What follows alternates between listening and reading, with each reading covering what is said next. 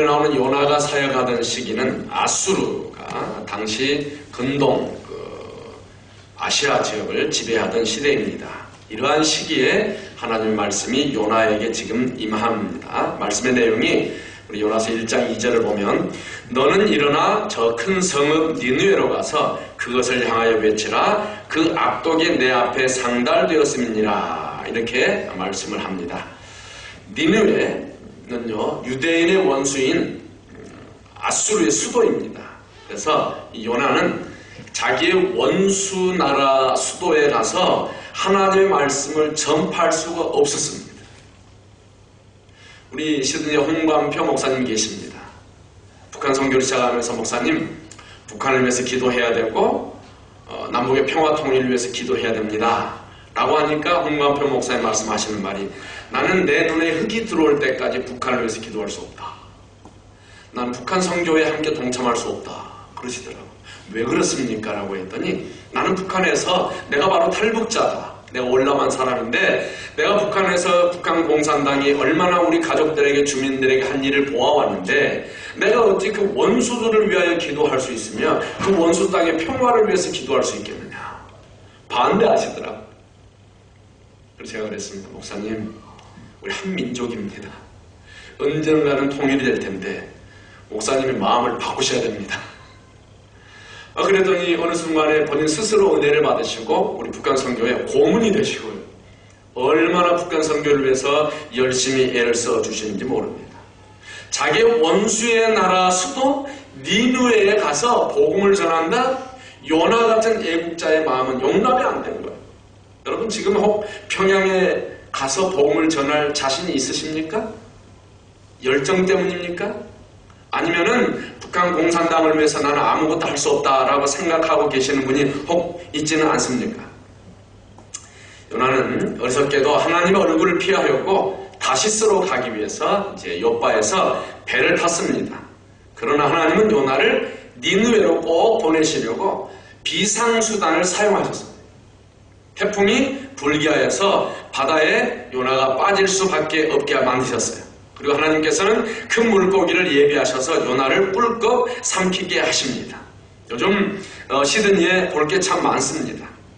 얼마 전에 제가 본다이 비치에 있는 비치에서 오른쪽을 보면 무슨 하얀 레스토랑이 있더라고요. 그래서 제가 십수년을 내가 언제 형편이 피면 저 아름다운 곳에 가서 식사를 할까라고 했어요. 그런데 한 번은 안 되겠다. 도대체 어떤 식당인지 궁금하다라고 해서 인터넷 서치를 했더니 RSL 클럽이에요. 비싸지도 않아요. 커피도 3불 80, 4불 이러는 거예요. 그래서 그곳을 갔어요. 가서 앉아있는데 물 위에 떠 있는 것 같아요. 너무너무 아름다웠어요. 이야기 핵심은 멀리에 호래가 올라갔다 내려갔다 꼬리를 치고 하는 거예요. 그 사진을 제가 모바일판에 지금 담아놨어요. 요즘 시드니에 얼마나 많은 고래들이 지금 나타나고 있습니까? 큰 고기. 그게 고래인지 상어인지 알 수 없지만은 그 큰 고기가 나타나서 요나를 꿀꺼덕 삼킨 겁니다, 지금. 그리고 하나님께서 요나가 그 물고기 뱃속에서 회개합니다. 감사합니다. 서원합니다. 그러니까 물고기가 요나를 육지에 토해냅니다. 어떤 사람은 어떻게 살 수 있는가? 살 수 있어요. 육지로 나온 요나가 다시금 하나님의 말씀을 듣습니다. 그리고 그 말씀에 순종해서 니느웨로 갑니다. 니느웨가 얼마나 큰 도시인가? 사흘 동안을 걸을 만큼 큰 성이다. 요즘 현대의 우리의 도시를 생각하면 안 됩니다. 여러분 스트라스필드에서 이스트우드 혹은 스트라스필드에서 시티까지 몇 시간이면 갈 수 있겠죠? 사흘을 걸어야 할 만큼 큰 도시예요. 굉장히 큰 도시입니다. 그런데 요나가 이 물고기 뱃속에서 나와서 하루 길을 가면서 말씀을 선포했습니다. 니느웨 사람들이여 회개하세요. 그러니까 왕으로부터 시작해서 온 백성들이 베옷을 입고 금식하며 회개했다라고 했습니다. 심지어 오늘 성경에 보면 짐승들까지 금식을 시키면서 회개를 했다. 이렇게 회개하는 니느웨 성을 하나님께서 보시고 하나님의 뜻을 돌이키셨어요. 그래서 그들에게 내리시기로 한 재앙을 내리지 않으신 것입니다. 문제는 여기에서 발생합니다. 하나님의 뜻을 돌이키시니까 요나가 기뻐해야 될 텐데 하나님의 뜻을 돌이키시니까 요나가 화가 났어요. 자기가 물고기 뱃속에서 나와서 어쩔 수 없이 복음은 전했지만은 이 느헤미야가 회개를 하니까 느헤미야가 축복을 받으니까 요나가 화가 난 것입니다. 그러면서 하는 말이 차라리 내가 죽고 말지. 여러분 화나면 그런 거 많죠? 이 꼴 보기 싫다. 저 사람 잘 되는 거 보기 싫다. 차라리 내가 죽고 말지. 요나가 지금 그러는 거예요. 지금. 그것이 본문의 내용인데 오늘 이 말씀을 가지고 우리가 몇 가지를 함께 생각해 보려고 합니다. 요나에 관해서. 첫째는 요나의 불순종입니다. 자, 교인들 좀 다 들어왔으면 좋겠어요. 왜 이렇게 다들 나가죠? 설교 시간만 되면? 다 밖에 있어요? 다 들립니까? 상황을 보고 들어오세요.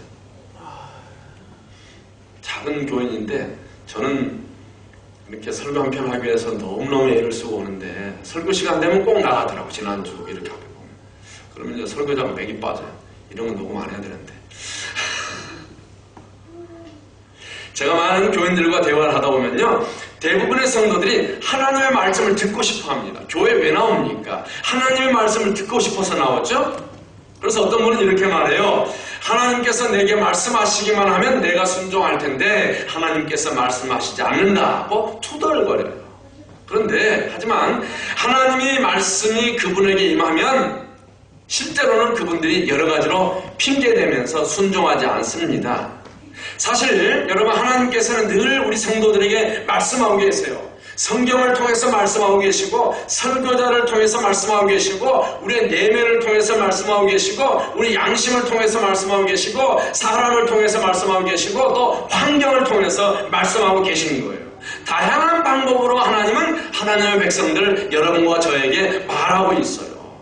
그런데 보통의 경우 사람들은요 그런 방법보다 어떤 하나님의 음성을 듣기를 원하냐면 귀로부터 직접 들리는 그런 분명한 소리를 듣기를 원해요. 다메섹 도상에서 주님을 만났던 사울의 처음처럼 그런 직접적인 체험을 듣기를 원해요.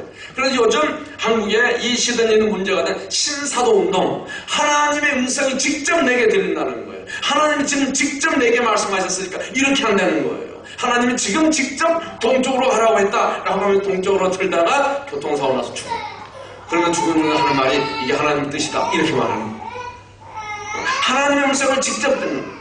왜? 요즘 현상이 우리가 뭔가를 직접 보아야만 직성이 풀리는 시대에 살기 때문에 그러한 체험을 추구하는 이 얄팍한 크리스찬들이 너무너무 많다는 것입니다. 성경을 놓고.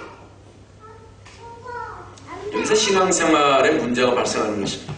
주님은 계속적으로 말씀하시는데 신자들은 주님이 말씀하시지 않는다라고 생각하는 거예요. 쉽게 예를 들어 봅시다. 아버지와 아들이 있습니다. 저 아들이 저에게 플레이스테이션 4, 5 나왔나요? 게임기를 이렇게 받고 싶어 합니다. 그런데 저는 저 아들에게 노트북을 사줍니다. 모바일폰을 선물합니다. 값비싼 카메라를 선물합니다. 자동차를 선물합니다. 온갖 좋은 것들을 다 선물해요. 아들은 게임기는 받지 못했지만은 게임기보다 더 좋은 선물을 풍성하게 받았습니다. 그런데 아들은요, 자기가 원하는 게임기를 받지 못했다고 나는 아버지에게서 아무런 선물도 나는 받지 않았어 라고 불평하는 거예요. 바로 이 아들의 모습이 오늘 우리 성도들의 모습이라는 것입니다. 하나님은요 영적인 체험을 통해서 우리에게 말씀하기도 하지만 거의 모든 경우에는 성경을 통하여, 설교자를 통하여, 내면을 통하여, 양심을 통하여, 사람을 통하여, 환경을 통하여 하나님께서 말씀하고 계신다는 거예요. 그러니까 하나님은 늘 말씀하시는 거예요. 그럼에도 불구하고 신자들 가운데 하나님은 자기에게 말씀하지 않는다고 투덜거리는 사람들도 있다는 것입니다. 오늘 하나님께서는 요나에게 음성으로 말씀하셨습니다. 그런데 요나는 그 하나님의 음성에 불순종했습니다. 왜 요나가 불순종했는가? 요나의 자아가 강했기 때문에 그렇습니다. 우리 신자들은요 자기를 부인하고 주님의 뜻에 순복해야 됩니다. 그런데 요나는요 자기가 너무 강했어요.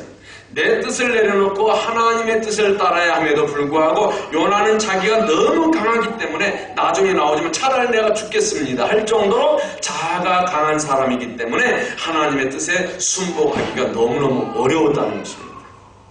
우리 속에 계신 주님이 우리를 통해서 나타내시려면요, 우선은 자기가 자기를 포기하고 우리를 주님께 맡기는 훈련이 필요해요. 좋은 자동차는요, 운전자가 작동하는 대로 움직이는 자동차가 좋은 자동차입니다. 악셀레터를 밟으면 차가 어떻게 됩니까? 나가야죠, 열심히. 브레이크를 밟으면 차는 멈춰야 되는 것입니다. 핸들을 틀면 방향을 트는 대로 차가 움직여줘야 됩니다. 엑셀레이터를 밟았는데도 불구하고 차가 나가지 않습니다? 고장난 자동차인 거예요. 브레이크를 밟았는데도 차가 멈추지 않습니다? 차 운행하면 안 돼요, 그거. 그렇잖아요? 핸들을 틀었는데도 방향을 틀을 수가 없어요? 그것은 갖다 맡겨야 돼요. 차는 고쳐야 돼요. 자아가 강한 사람은 바로 운전자의 조정을 받지 않는 그 고장난 자동차와 같은 거예요. 너무 자아가 강하기 때문에 인생의 주인 되시는 하나님의 조정대로 움직일 수가 없는 것입니다. 요나가 지금 그런 거예요. 여러분, 신령한 생활이 무엇입니까? 우리가 신령한 생활 그러면요, 무슨 신비한 것을 생각을 해요. 무슨 수염을 기르고 음식도 제대로 먹지 않고 이렇게 초췌하게 다니면서 시드니 교육자협회에서 올해입니까? 작년입니까? 갑자기 무슨 사진을 보내서 와이셔츠를 하나씩 목사님들에게 제공을 하겠다고 목 사이즈와 자기가 좋아하는 색깔을 이렇게 알려달라고 메일이 왔어요. 보니까 이 로만식이라고 그러나요? 전설 뭐라고 그러죠? 이거? 이렇게 이렇게 친구들이 하는 것처럼 하는 거 있잖아요. 그것을 하나 다 목회자들에게 주겠다고 이제 메일이 왔어요. 저도 공짜로 준다니까 받기 위해서 신청을 했어요. 하면서도 두 가지, 그래, 목회자들이 표시가 나야 돼. 목회자 표시가 나야 돼. 또 한편, 시드니 목회자들이 목에 가두는 이 넥타이를 메어야 될 정도로 그렇게 우리의 거룩성을 표시해야 되는가라는 두 가지 생각이 제 머리에 와닿았어요. 그런 것을 입어야 목사다워지고 우리가 어떤 거룩한 생활, 목에 힘을 주고 그래야만 신비스러운 생활을 하는 것인가? 아니죠. 정말 신령한 삶은요, 하나님의 뜻대로 움직여지는 생활인 것입니다. 시드니 어떤 목사님은 강단에만 쓰면 목에 힘을 딱 여러 번 이러신 분이 계시더라고요. 그래서 저도 어느 책을 보니까 목회자가 복식 호흡을 해야 되는데요. 복식 호흡을 하려고 저도 막 이렇게 해보는데 연습하자마자 바로 제 본색으로 나타나니까 어쩔 수 없는데 이렇게 막 목에 힘을 줘요. 목에 힘을 주는 것이 여러분에게 거룩으로 느껴지면 저 그렇게 하겠습니다. 여러분, 내 안에 계시는 주님이 막 이렇게 할까요? 우리가 이 거룩과 신비를 착각을 하고 있는 거예요. 내 안에 계시는 주님이 가라면 가고 서라면 서는 생활이 신령한 생활인 줄로 믿습니다. 내 안에 계시는 주님이 이끄시는 대로 살아가는 것이 신령한 생활인 줄로 믿습니다. 주님이 말씀합니다. 마태복음 16장 24절 같이 읽습니다. 시작. 누구든지 나를 따라오려거든 자기를 부인하고 자기 십자가를 지고 나를 따를 것이니라. 신앙생활은 뭐냐? 한번 따라합시다. 신앙생활은 나를 부인하는 것이다. 신앙생활은요, 나를 부인하는 거예요. 그리고 주님께서 나에게 짊어주시는 그 십자가를 지고 주님을 따라가는 것이 신앙생활이에요. 그런데 대부분의 신자들은요, 자기를 부인하지 않습니다. 우리 자기의 생각을 내려놓지 않습니다. 그래서 요즘 유행하는 것이 44 운동이 있는데요. 4살에서 14살까지 아이들에게 전도에 집중하라는 거예요. 15살부터는 자기의 생각에 고정이 되어가지고 바뀌지 않아요. 제가 고등학교 1학년 때부터 부산에서 유학생활을 한 10년을 했습니다. 저희 딸이 저에게 묻습니다. 우리 딸이요, 나중에 경상도 사람을 만나려고 그러는지 어쩐지 모르겠는데 누가 부산말을 배워요? 아버지, 뭐 그리 안 합니까? 이런 경상도 말, 아, 전도사님 영향이 있구나 그러는가 본데, 그래 해요. 그러면 제 아내도 같이 집에 밥 먹다 말고 막 갑자기 집안이 뭐 부산 사투리 쓰기에 바쁜 거예요. 노래도 부산말로 그러고 막 밥 먹나, 막 할배요, 막 이래 하는 거예요. 잠깐만, 제가 왜 그 말하다 그렇게 하는지. 무슨 말하다 그렇게 하죠? 지금 원고에 없는 이야기를 보니까. 전사님, 그 길을 좀 열어주세요. 이제 기억이 났어요. 그래서 제 딸이 제게 묻는 말이, 아빠는 부산에서 10년을 살았는데, 왜 부산 사투리를 안 씁니까? 제게 물어보더라고요. 그래서, 그래? 아마 내가 부산에 살고 있을 때 또 부산 사람들과 더 많은 교통이 있다면 그런 사투리를 쓰겠지. 서울에 내 친구 그 오륜교회 목사님은 전라도 분인데 교회가 워낙 크고 송재호 장로님 탤런트 여러분 아시죠? 이럽니다. 제가 부산에 그 대학교 다 선배인데 그분들이 장로님들이 거의 주축 부산 분들이다 보니까 아마 사모님도 부산 분인가 봐요. 그래서 이 경상도 분이어서 경상 사투리를 이렇게 설교 가운데 많이 써요. 반을 억지로 이렇게 만들었었는데 아마 그러겠지라고 하면서 나중에 한 말이 있어요. 고1이면 16살인가요? 이미 그 전에 우리 언어가 고착이 되었어요. 우리의 생각이 고착이 되었어요. 변하지 않아요. 14살 이전에 전도하지 않으면 15살 이후부터는 전도에서 예수 믿기가 너무너무 어렵다는 거예요. 5% 10%도 안 된다는 거예요. 그래서 저는 우리 교회에 아이들이 많이 태어나는 것이 너무너무 좋아요. 제가 농담으로 제 아내가 지금 나이가 시운 가까이 되는데, 시운인가요? 미안합니다. 저희 어머님이 저를 시운에 낳았잖아요. 모르세요? 제 아버님이 저를 시운 6에 낳았어요. 제가 그 정도 나이가 됐잖아요. 제 아버님, 어머님 나이와 저와 저 아내 나이가 비슷해요. 우리 교회 이 유아부 부흥을 위하여 하나를 더 생산할까? 이런 생각을 하다가 아니야. 여러분 내 인생에 얼마 남지 않은 인생에 5년을 또 아이들을 위해서 투자해야 되잖아. 그래서 포기했습니다. 저는 안 되니까 우리 젊은 분들, 저보다 좀 젊은 분들은 아이를, 노명수 집사님 아직까지 괜찮은 것 같은데 저는 좀 괜찮은 것 같아요. 이렇게 하나씩만 더 해서 우리 아이들이 이렇게 많이 있으면 교회가 부흥하는 거예요. 교회가 부흥하는 거예요. 최대한 형제 빨리빨리 이렇게 결혼해서 많이 나세요. 많이 낳지 말고 5명만 낳아요. 아시겠죠? 5명. 이번에 캔버라에 어떤 목사님 보여드릴 게 있습니다. 캔버라에 오세요. 그래서 다른 이유 때문에 목사님들, 사모님들이 출장을 저희들이 갔는데 어이 목사님요, 집에 건평이 1300스퀘어미터예요. 이해가 되세요? 건평이 전혀 안 놀라시네요. 참 이상하시네요. 개념이 없으시네요. 이게 한 80스퀘어미터? 전사님 탁 하면 나오잖아요. 그걸 정치 전문가니까. 그 정도? 1300스퀘어미터 집이에요. 밑에 사무실 하고 위층에 올라갔더니 딸내미 방 근데 아이들이 6명? 6명. 집에 아주 봐서 부글부글 하는 거 있잖아요. 거품 올라오는 거. 그런 것들이 목사님이에요. 목사님. 근데 하시는 말씀, 하나님이 주셨대요. 이야, 그 말 앞에 할 말 있으세요? 하나님이 주셨다는데. 하나님 주셨다는데. 열심히 하니까. 자, 여기도 옆으로 갔으니까 다시 언론으로 돌아가겠습니다.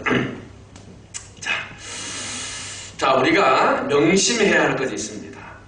그 말을 계속 하려니까 제가 배가 아파서 더 이상 말을 못하겠어요.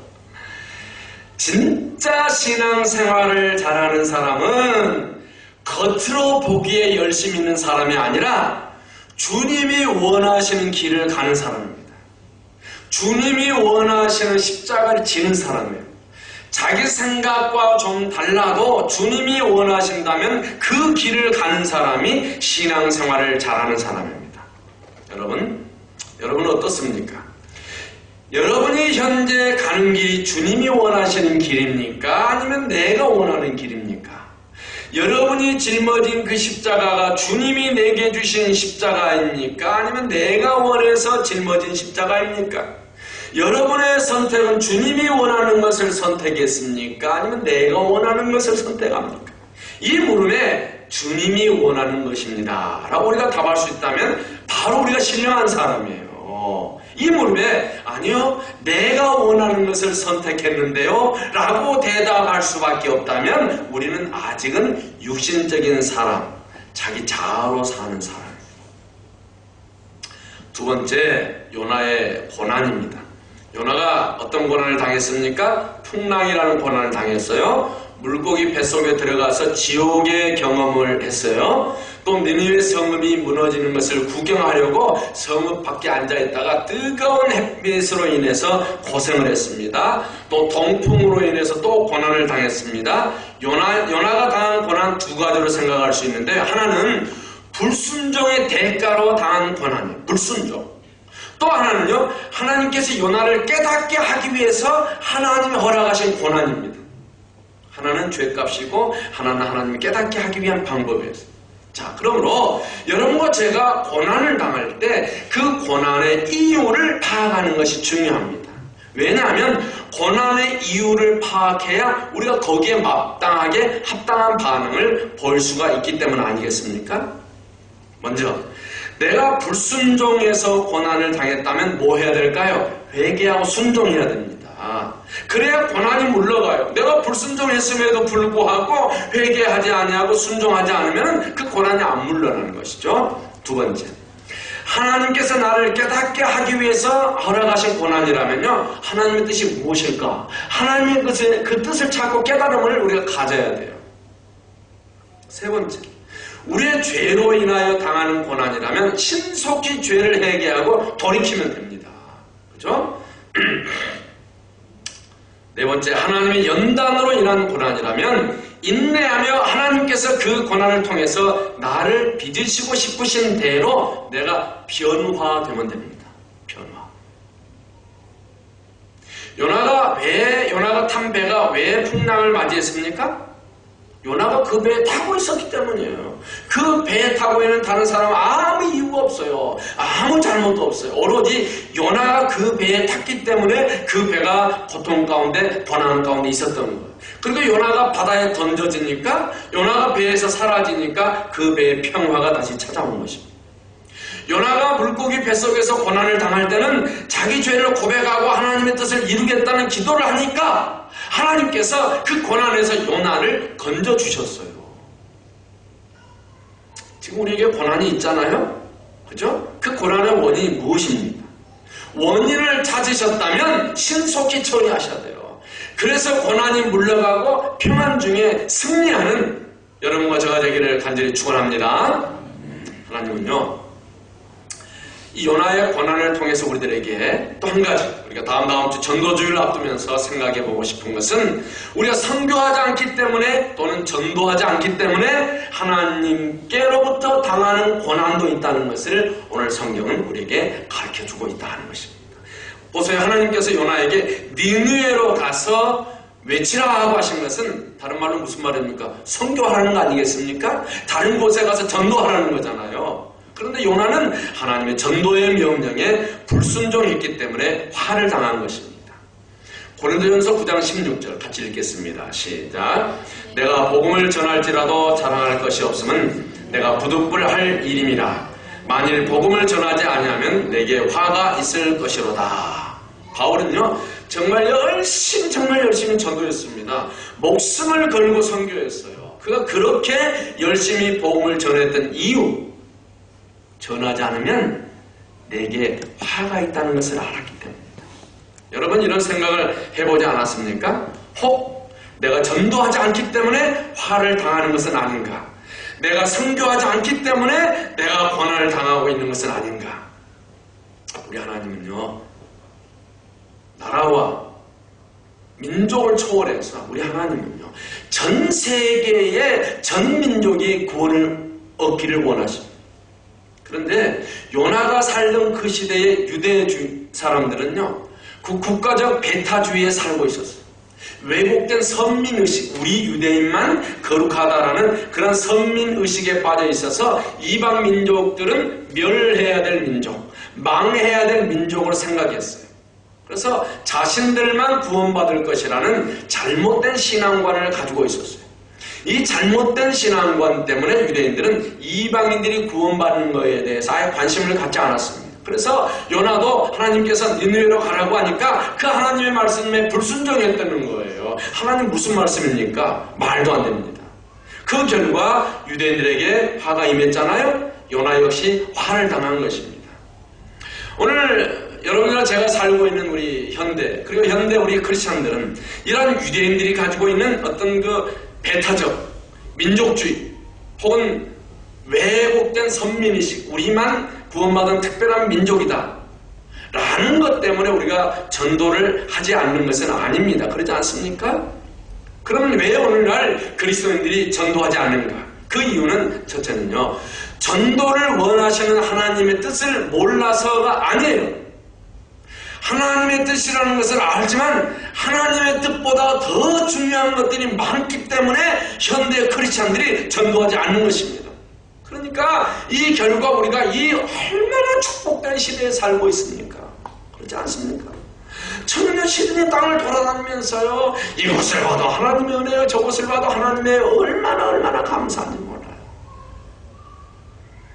얼마 전에 한국의 찬양팀들이 10명이 왔어요. 선교, 우리 교회에 섬겼어요.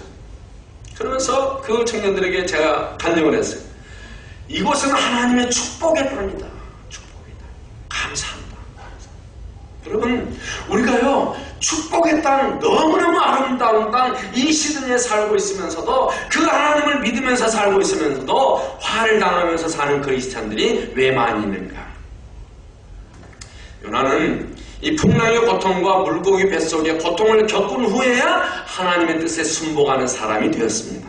우리는 그러한 요나가 겪었던 그런 고통이 없이도 하나님의 뜻을 행할 수 있는 저와 여러분이 되기를 간절히 축원합니다. 미련한 아이는요, 매를 맞고 나서 부모의 뜻에 순종하잖아요.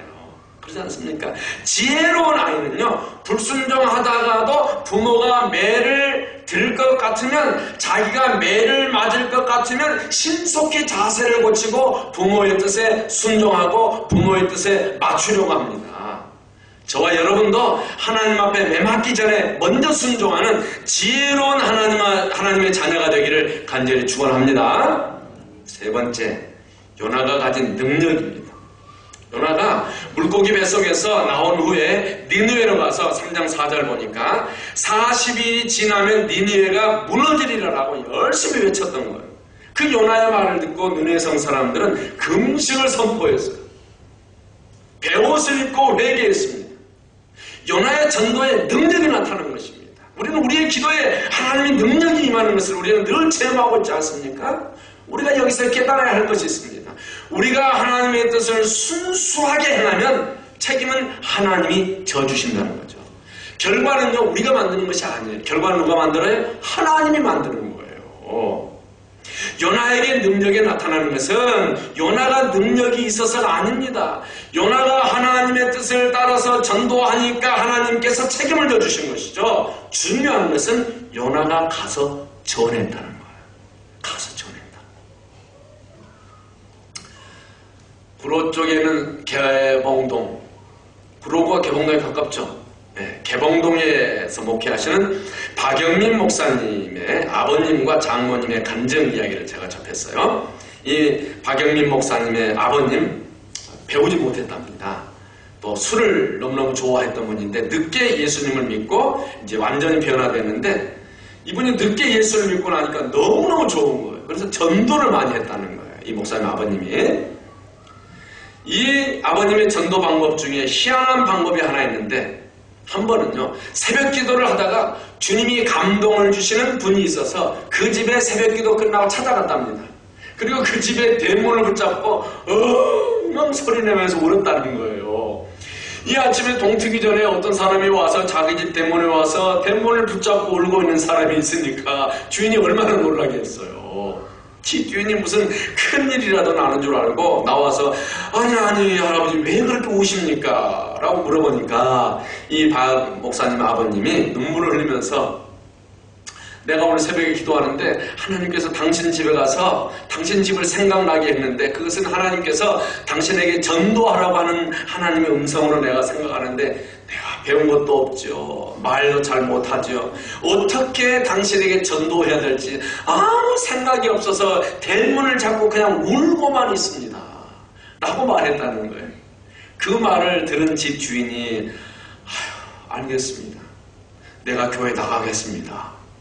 하고 그 다음 주에 교회에 나왔는데 이분이 얼마나 그 다음부터 예수를 잘 믿는지 그 가정이 다 구원을 받고 그분의 아드님이 목사님이 되어서 현재 서울에서 목회를 하고 있다는 거예요. 배운 것도 없고 말주변도 없는 분이 전도 열정 하나 가지고 가서 하나님이 주시는 감동에 순종하니까 하나님의 능력이 나타난 것입니다.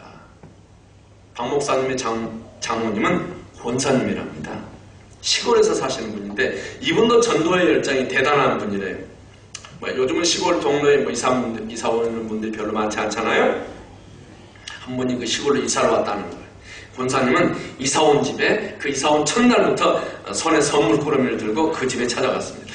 가서 전도를 해야 되겠는데 어떻게 전도해야 할지 몰라서 그냥 선물꾸러미만 인사하고 말을 놓고 왔어요. 그 다음날을 내가 오늘은 전도를 해야 되겠다라고 갔는데 또 무슨 말 할 줄 몰라서 그냥 서문만 두고 그 다음날 일주일째를 가서 말 한마디 못하고 선문만 놓고 이렇게 오니까 일주일째 그렇게 하니까 그 집 주인이 혹시 아주머니 교회 다니는 분이세요? 라고 묻더라는 거예요. 그래서 그렇다고. 그 주인 왈 내가 이번 주부터 교회 나갈 테니까 이제 그만 오셔도 됩니다. 라고 전도가 되었다는 거예요. 능력보다 더 중요한 것은 하나님께 순종하는 것입니다. 결과는 하나님이 하시는 거예요. 우리가 순종하면 하나님께서 우리에게 필요한 능력을 주시는 줄로 믿습니다. 우리는 사람들이 이렇게 말해요. 하나님이 내게 능력을 주시면 하겠다. 사실 하나님께서는요, 우리가 순종을 하면 능력을 주시는 분이에요. 능력을 주어도 안 하니까 순종을 하면 능력을 주시는 거죠. 우리 행복한교회 작년에 이번 맥도날드 학교를 이사하면서 우리가 다른 해보다도 더 열심히 전도합시다 라고 했고 전도에 힘을 썼고 또 전도에 힘을 쓰고 있습니다.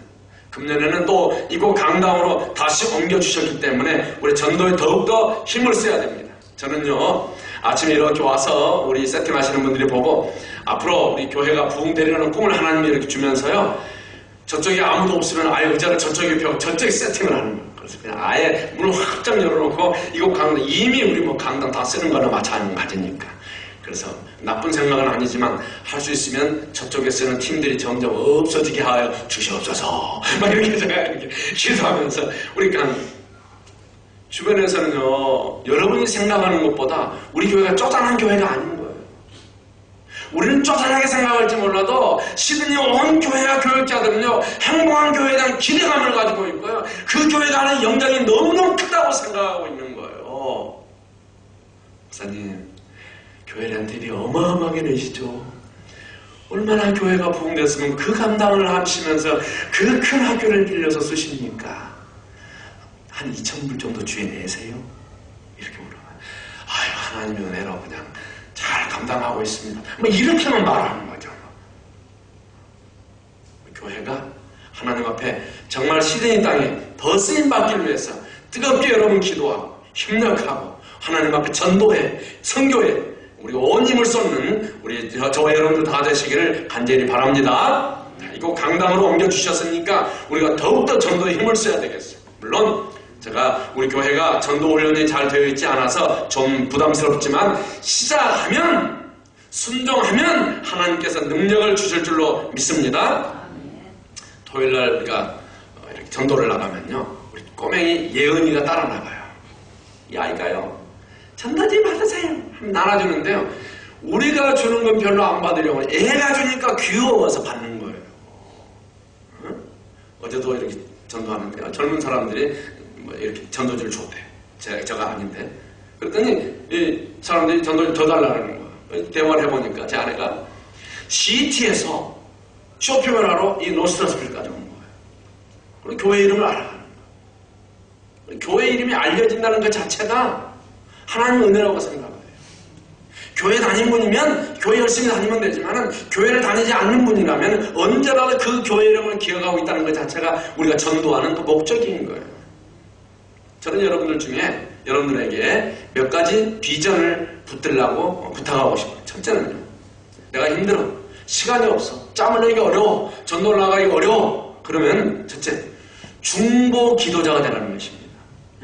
기도 열심히 하는 거예요. 전도자를 위해서, 선교사를 위해서, 교회를 위해서 나는 기도꾼이 되겠다라고 해서 기도하는 겁니다. 기도하는 것입니다. 나는 기도꾼이 되겠다. 두 번째 비전은요. 내가 시간도 없고 이러저러지 못하지만 나는 물질은 내가 제공할 수 있겠다. 물질로 다윗을 공개했던 그 구약에 나오는 바르셀레처럼 물질을 섬기는 바르셀레 같은 사람이 되겠다. 그런 비전을 여러분 붙잡으시기 바랍니다.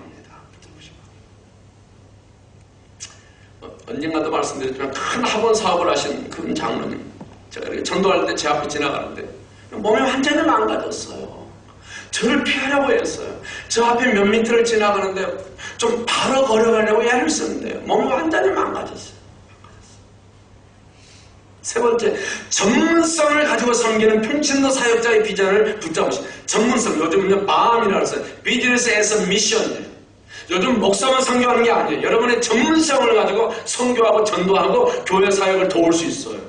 우리 이효준 형제는요, 이 음향으로 전문가가 될 수 있어요. 그러면 연구하고 인터넷 통해서 많이 공부하면요, 저게 전문가가 되는 거예요.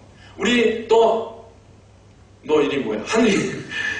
이제 저는 음향을 하다 보면 이 교회 안에서는 내가 하는 것만 하지 말고 큰 교회 사이트 들어가서 뭘 하는가, 어떻게 하는가, 얼마나 센스 있게 하는가. 이게 센스예요, 센스 이제는. 센스. 모든 하드웨어는 충분해. 이제 소프트웨어라는 것은 센스예요. 얼마나 센스 있게 하는가. 그거예요.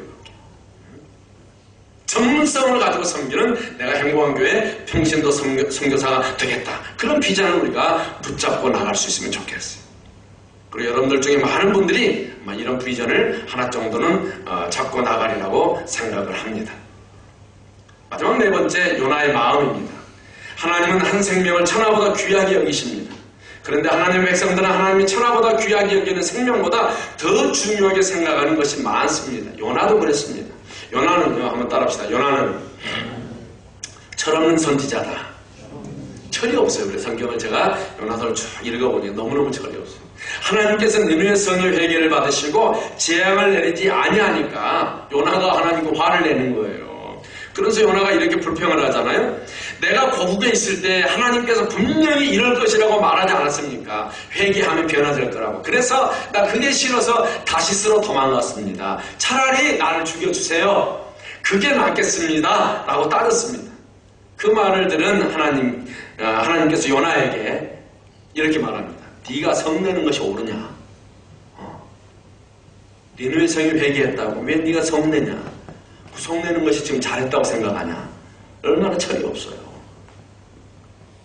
더 철이 없는 것은 이 선지자 요나가 이제 성읍 밖으로 나갑니다. 그리고 성읍 동쪽에 높은 곳에 올라가서 이 니느웨 성에 무슨 일이 일어나는가를 보려고 자기를 위하여 초막을 짓고 그 성읍을 내려다보면서 구경하고 있어요. 구경. 교회에도 가끔 구경꾼들이 있어요. 큰 교회 가보면요, 이 교회에서 무슨 일이 일어나는가. 교회 안에 자기만의 초막을 짓고 한 발 떨어져서 구경하는 철없는 요나 같은 사람들이 교회 안에도 있다는 것입니다. 요나가 니느웨 백성들의 영혼을 귀하게 생각하지 않으니까 하나님께서는 요나의 생각을 바꿔주시기 위해서 박넝쿨을 사용하십니다. 박넝쿨이 햇빛을 가려주니까 요나가 너무너무 좋아하는 거예요. 얼마나 우리 사람이 간사한지 보세요. 그런데 하나님께서 그 다음날 아침에 벌레를 보내서 그 박넝쿨을 다 죽게 하니까, 그리고 해가 떠서 동풍이 불게 하니까 요나의 머리에 쪼입니다. 요나가 정신이 하나도 없어서 죽기를 구합니다. 그러면서 사는 것보다 내가 죽는 것이 낫습니다. 그렇게 말합니다. 하나님께서 요나에게 9절에 말합니다. 네가 이 박넝쿨로 말미암아 성내는 것이 어찌 옳으냐. 그 다음부터 기가 막힌 요나의 대답이에요. 내가 성내어 죽기까지 할지라도 오르니이다. 오기 부리는 거예요. 차라리 내가 뭐 성질 내고 내가 죽는 것이 차라리 낫습니다. 하나님께서 10절에 이렇게 말하잖아요. 네가 수고도 아니하였고 재배도 아니하였고 하룻밤에 났다가 하룻밤에 말라버린 이 박농꿀을 아꼈거든. 하물며 이 큰 성은 니느웨에는 좌우를 분별하지 못하는 자가 12만 명이요 가축도 많이 있나니 내가 어찌 아끼지 아니하겠느냐. 보세요. 요나는요 박농꿀 하나 때문에 죽고 싶어할 정도로 별것 아닌 것에 호들갑을 떠는 사람이었어요. 하지만 정작 중요한 12만 명의 영혼에는 관심이 없었습니다. 요나의 모습이 우리의 모습일 수 있다는 것이죠. 박농불처럼 하나님 보시기에 아무것도 아닌 것에는 목숨을 걸고 그것을 얻기 위해서는 별짓을 다 하기도 합니다. 그런데 하나님께서 귀히 여기시는 영혼 구원에는 관심이 없다면 바로 요나의 모습이 우리의 모습은 아니겠는가 생각해 보는 거예요. 요나요? 하나님에 대해서 잘 아는 사람이에요. 2절에 보면 요나는 하나님께서는 은혜로우시며 자비로우시며 노하기를 더디하시며 인애가 크시사 뜻을 돌이켜 재앙을 내리지 아니하시는 하나님이신 줄을 알았다고 그랬어요. 요나는요 하나님에 관해서 알았어요. 중요한 것은 하나님의 마음을 몰랐어요. 마음. 직장 생활을 정말 잘하는 사람은요 자기를 고용한 사장님을 알고 그 사장님의 마음에 맞게 일하는 사람. 사장님의 마음에 맞아야 되잖아요. 그렇죠? 그러면 사장님이 그 사람의 책임을 주는 거 아니겠어요? 마찬가지로 신앙생활을 잘하는 사람은 하나님의 마음을 알고 그 하나님의 마음에 맞게 사는 사람이에요. 그러면 하나님께서 그 사람을 책임져 주시는 줄로 믿습니다. 하나님의 마음은 뭐냐? 잃어버린 영혼 구원에 관심이 있어요. 부모의 마음은요 항상 집 나간 자녀에게 있는 것처럼 하나님의 마음은 집 나간 탕자와 같은 잃어버린 영혼이 돌아오는 데 있습니다.